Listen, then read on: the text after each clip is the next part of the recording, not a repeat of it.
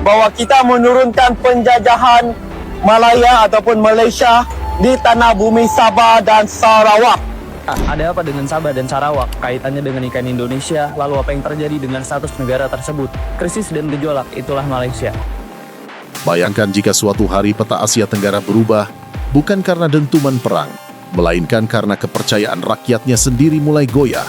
Saat pembangunan di perbatasan Indonesia melesat cepat dan ibu kota baru bangkit di Kalimantan, justru terdengar bisikan dari seberang. Wilayah yang kaya sumber daya mulai merasa tertinggal. Kuala Lumpur buru-buru membantah.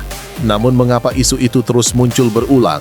Dan jika tekanan itu semakin besar, siapa sebenarnya yang paling diuntungkan? Jawabannya jauh lebih mengejutkan dari yang dibayangkan. Ada apa dengan Sabah dan Sarawak? Kaitannya dengan ikan Indonesia, lalu apa yang terjadi dengan status negara tersebut? Krisis dan gejolak, itulah Malaysia. Oke, mari kita telah. Dilansir dari siaran berita Malaysia mengutarakan bahwa Sabah dan Sarawak bukan lagi berstatus negeri, sebaliknya yaitu wilayah.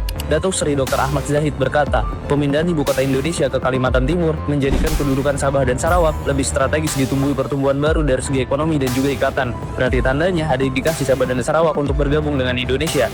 Tanggal 30 Maret 2025 kemarin, muncul video deklarasi kemerdekaan Sabah dan Sarawak alias Borneo Utara dari Federasi Malaysia. Kenapa? Karena banyak warga sana ngerasa diaraktirikan sama pemerintah pusat. Udah bertahun-tahun isu ini tuh muncul terus, dan sekarang malah makin serius. Yang dukung bukan cuma rakyat biasa, tapi juga pemimpin adat, aktivis politik, dan juga orang-orang Sabah dan Sarawak yang tinggal di luar negeri. Mereka ngerasa pembangunan gak adil dan kedaulatan rakyat di sana terabaikan, makanya muncul gerakan Sabah Sarawak Unity. Gimana nih? Like kalau kalian suka Sabah dan Sarawak buat negara sendiri, dan komen kalau setuju Sabah dan Sarawak resmi jadi bagian dari Indonesia. Sejak pembangunan ibu kota Nusantara mulai terlihat nyata di Kalimantan, dinamika baru langsung terasa di kawasan perbatasan. Wilayah Indonesia yang dulu dianggap terpencil perlahan bertransformasi menjadi pusat aktivitas ekonomi baru. Jalan logistik terbuka, konektivitas meningkat cepat, dan geliat pembangunan semakin terlihat. Perubahan ini justru memicu perbandingan di seberang perbatasan, terutama di wilayah Malaysia Timur yang selama bertahun-tahun mengeluhkan ketimpangan pembangunan dengan pusat pemerintahan mereka, khususnya di Sabah dan Sarawak. Isu otonomi bukanlah hal baru. Sejak awal pembentukan federasi, pembagian hasil sumber daya selalu menjadi bahan perdebatan.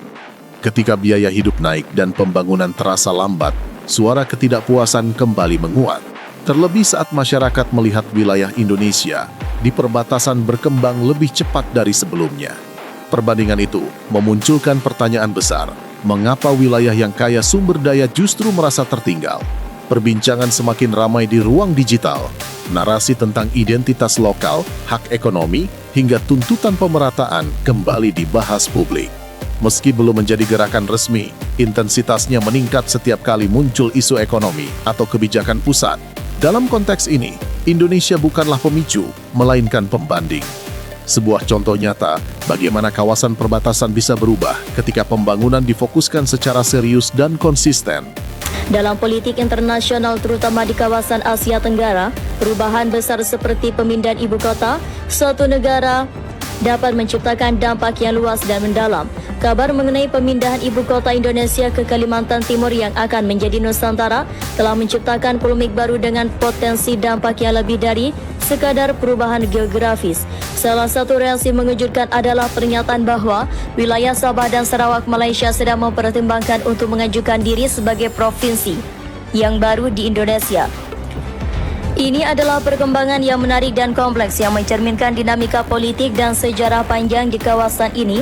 Pertama-tama, perlu dicatat bahwa Sabah dan Sarawak telah lama menjadi bagian integral dari Malaysia, namun sejarah mereka juga penuh dengan kontroversi dan ketidaksetaraan.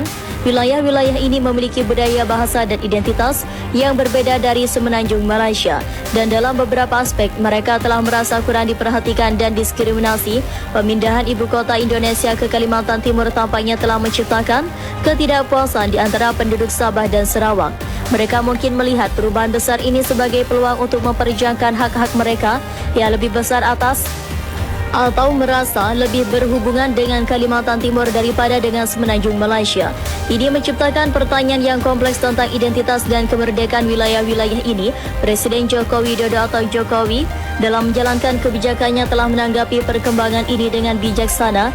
Dia mengakui bahawa ketimpangan kesetaraan yang terjadi di Malaysia, terutama terkait dengan Sabah dan Sarawak, adalah masalah yang serius. Ini mencerminkan komitmen Indonesia untuk mendukung kesetaraan antara negara-negara di kawasan ini dan menghormati hak-hak rakyat Sabah dan Sarawak. Menariknya, pemerintah Indonesia memilih posisi tenang dan diplomatis. Tidak ada klaim, tidak ada provokasi. Fokusnya tetap pada pembangunan dan kerjasama kawasan. Namun justru sikap stabil ini membuat kontras semakin terlihat. Di satu sisi ada perdebatan soal pemerataan, di sisi lain terlihat hasil nyata di lapangan. Dari sinilah wacana sensitif berkembang tanpa perlu didorong siapapun. Ketika perbandingan itu semakin sering muncul, reaksi dari dalam negeri mereka sendiri mulai berubah. Saat isu ketimpangan makin sering dibahas publik, pemerintah pusat Malaysia bergerak aktif meredam.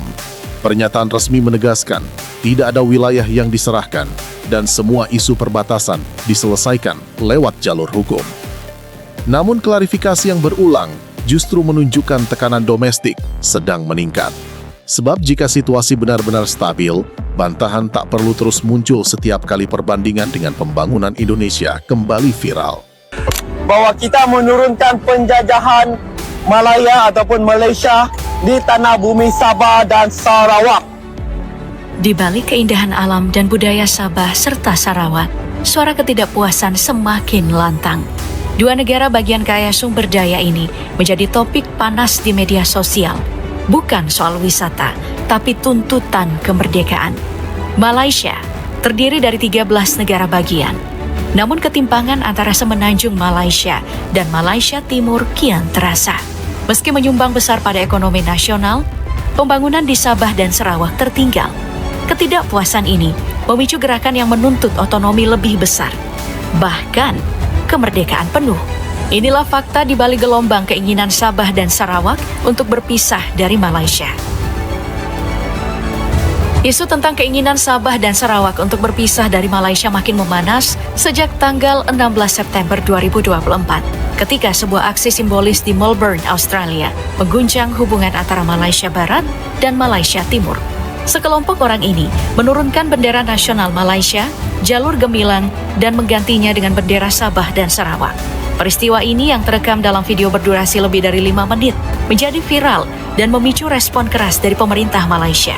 Kepolisian Kerajaan Malaysia atau PDRM sampai membuka investigasi berdasarkan Undang-Undang Penghasutan tahun 1948 dan Undang-Undang Komunikasi dan Multimedia 1998.